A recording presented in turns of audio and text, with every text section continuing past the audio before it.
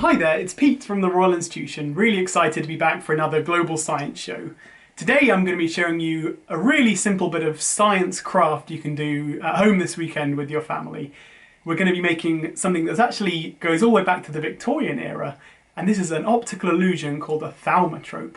Now this sounds a little bit complicated, but is actually super easy to do. I'll link below to a template from the Royal Institution website you can do, and then you can follow along with this video.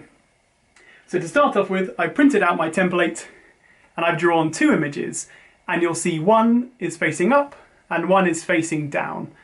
And you'll see why I've done them this way later on. So then you want to cut out your template with some scissors, being nice and careful, and then fold it in half.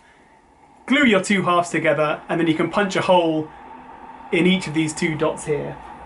And then once you've finished, you should have something like, put some string on either side and you should have something like this. And now here I'm going to show you the special optical illusion.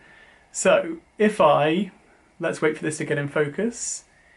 If I now spin my Thaumatrope, can you see what's happening? The two images are merging together.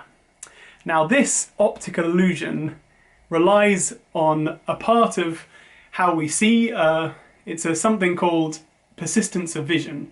So when you see something, it stays in your brain for a very short amount of time, but because we're spinning this so quickly, the two images, our brain merges them together into one image. So in this case, we'll see it again, the bird and the cage get merged together to see the image of a bird in a cage.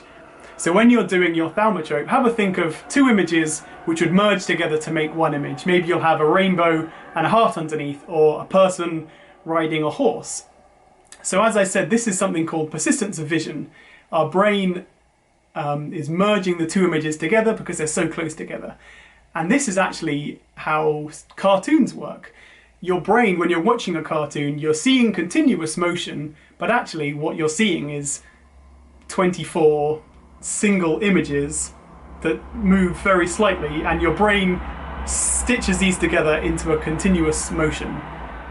So that's where we have a simple Victorian craft, the Thaumatrope, taking us from the Victorian era of optical illusions all the way to modern day animation that we see in the cinema today. So there's a simple Victorian craft for you to try this weekend.